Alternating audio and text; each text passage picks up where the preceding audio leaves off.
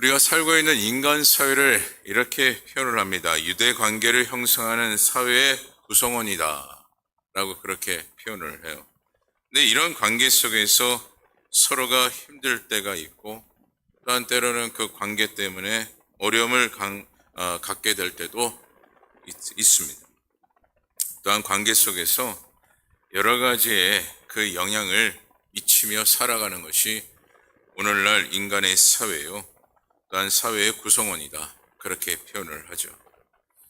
그래서 이와 같이 서로의 그 관계 때문에 우리가 늘 생각하고 있는 것이 무엇이냐? 누구를 만나고 있느냐? 또한 누구를 만나서 어떤 교제를 나누고 있느냐가 참 중요하다라고 그렇게 이야기해요. 그래서 우리의 만남 가운데 특별히 가장 중요하게 생각해야 될 것은 바로 친구죠. 그 친구 가운데 어떤 친구를 만나기를 사람들은 간절히 바랍니까? 좋은 친구를 만나기를 모두가 바라고 있습니다. 그래서 부모들은 자녀들을 향하여 친구를 만나되 어떤 친구를 만나라고 항상 강조하죠. 좋은 친구. 근데 자녀들은 간혹 좋은 친구가 과연 어떤 친구가 좋은 친구인가? 거기에 대한 깊은 깨달음이 없이 그저 부모가 좋은 친구 만나라고 하니까 좋은 친구를 만나야 하는구나. 근데 그 좋은 친구가 어떤 친구가 좋은 친구입니까? 자신의 기준에 맞추어서 좋은 친구라 생각하면 그 사람이 좋은 친구가 된다라는 거예요. 근데 여러분, 좋은 친구라는 것이 여러분 무엇입니까? 나에게 참된 위로를 주는 친구. 그 친구가 바로 좋은 친구라. 그렇게 우리는 이야기할 수가 있습니다. 그리고 좋은 친구를 통해서 정신적으로나 또한 육체적으로도 여러 가지 많은 영향력을 받게 되어져 있죠. 이처럼 그래서 우리는 어떤 친구를 만나야 합니까? 좋은 친구를 만나야 하는데 좋은 친구를 만나기가 참 어렵다라는 얘기예요. 우리는 그렇게 바라고 원하지만 좋은 친구가 되기가 어렵고 좋은 친구를 만나기가 어렵다라는 거예요. 어느 부잣집에 독자 아들이 있었는데 근데 이 독자 아들이 하루도 빠짐없이 매일같이 친구들과 함께 술을 마시며 하루하루를 보내는 겁니다. 그런 아들을 아버지가 지켜보면서 이렇게 말을 했어요. 너는 왜 매일 밤 늦게 술에 취해 그렇게 친구들과 허상 세월을 보내느냐? 그렇게 세월을 보내면 안 된다. 라고 아버지가 권면을 했습니다. 근데 그 아버지의 말을 듣고 아들이 이렇게 말을 합니다. 아버지, 우리가 살면서 좋은 친구들이 많아야 합니다. 그리고 내가 만나는 친구들은 좋은 친구들이고 또한 좋은 친구들과 함께 만나다 보니 술을 마시게 되고 또한 술을 마시다 보니 또한 늦게 돌아오게 되는 겁니다. 라고 아들이 그렇게 이야기하는 거예요. 그래서 어느 날은 이 아버지가 그 아들에게 이렇게 질문을 합니다. 너는 친구들을 소중하게 그렇게 여기는데 너의 친구들은 너를 위해서 무엇을 해줄 수가 있느냐? 라고 그렇게 그 아버지가 물어요. 그랬더니 그 아들이 이렇게 이야기를 하는 겁니다. 내 친구들은 내가 죽자라고 하면 같이 죽을 수 있는 친구들입니다. 라고 그렇게 이야기하는 겁니다. 그 말을 듣고 그 아버지가 아 그래? 그러면 내가 너한테 제안을 하나 하마 하면서 이렇게 이야기합니다.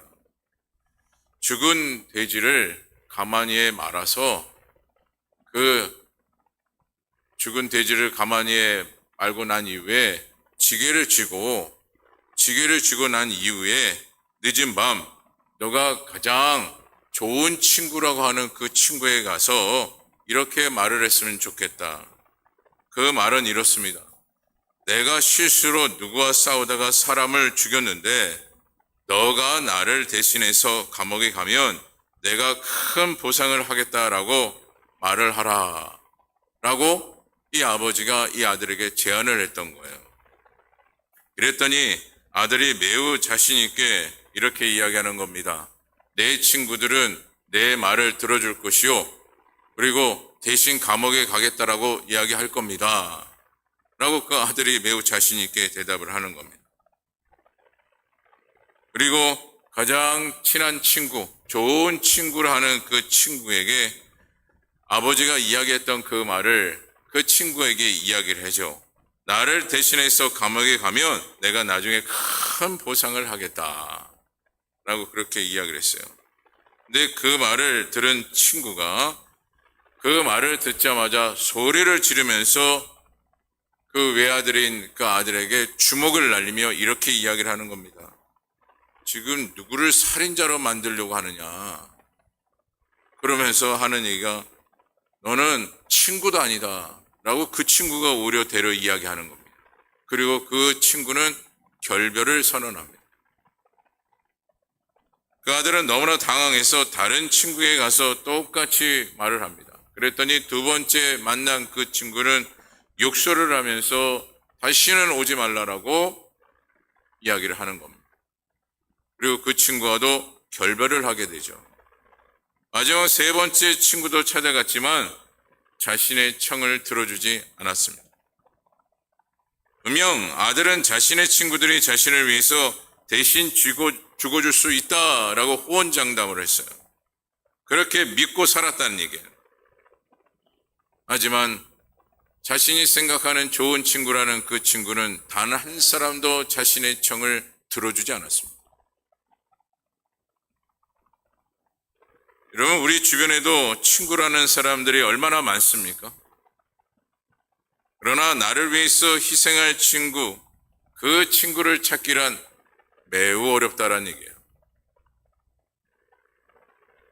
그리고 이 이야기 속에서 우리가 알 수 있는 것이 무엇입니까?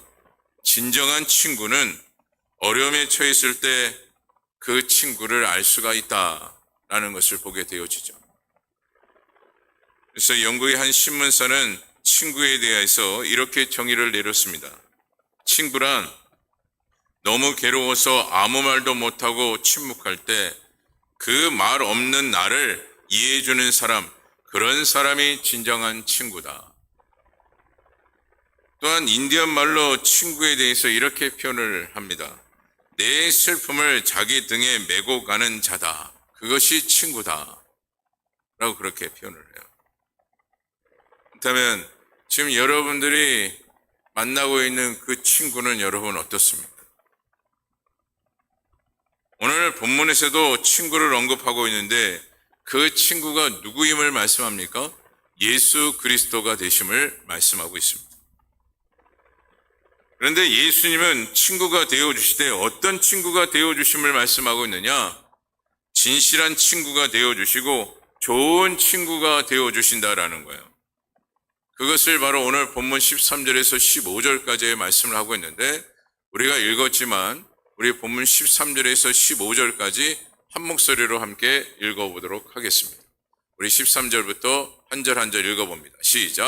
사람이 친구를 위하여 자기 목숨을 버리면 그보다 더 나니 너희는 명한 대로 행하면 곧 나의 15절 말씀 이제부터는 너희를 종이라 하지 아니하리니 종은 주인이 하는 것을 알지 못함이라 너희를 친구라 하였노니 내가 내 아버지께 들은 것을 다 너희에게 알게 하였음이라. 아멘.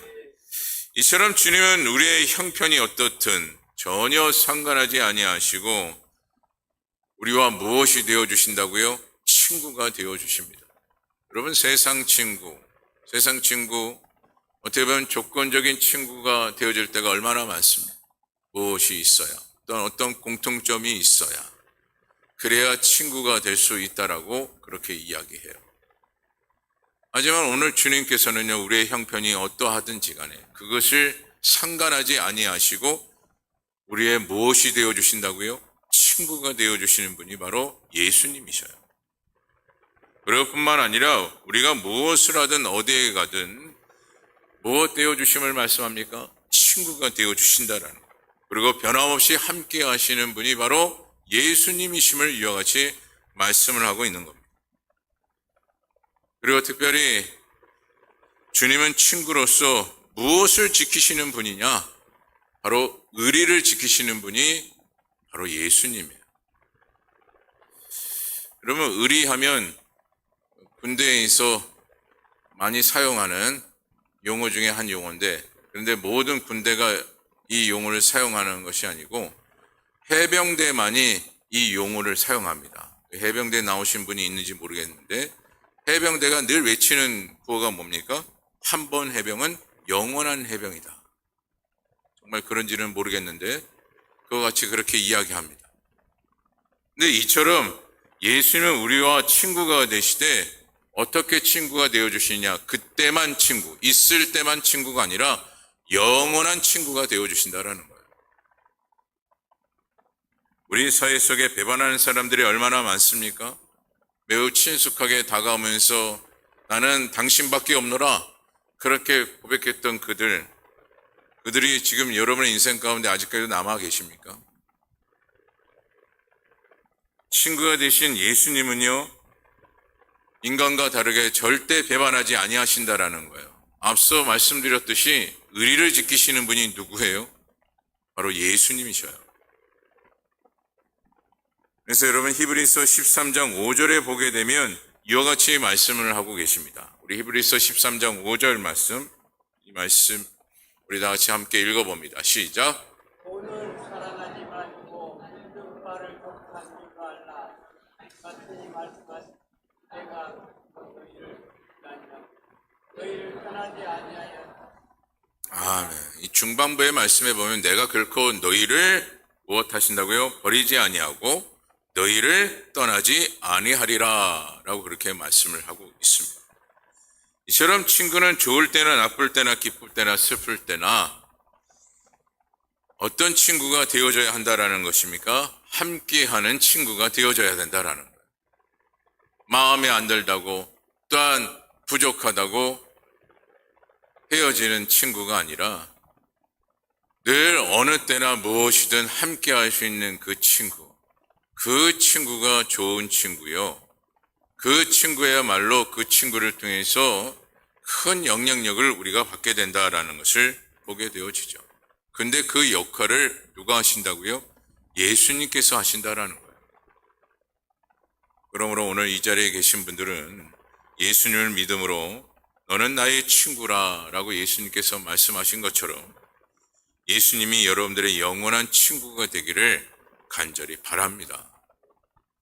특별히 성경은 사람을 친구로 사귀되 사귀지 말아야 할 사람들을 언급하고 있음을 보게 됩니다. 다시 말해 이와 같이 사귀지 말아야 할 사람들을 언급하고 있는 것은 이 땅 가운데 사람을 사귀되 친구를 사귀되 잘 사귀어야 한다라는 그 의미 속에 말씀을 하고 있는데 이와 같이 말씀하시는 그 이유는 신앙생활에 특별히 큰 영향력이 끼치기 때문에 이와 같이 말씀을 하고 계십니다.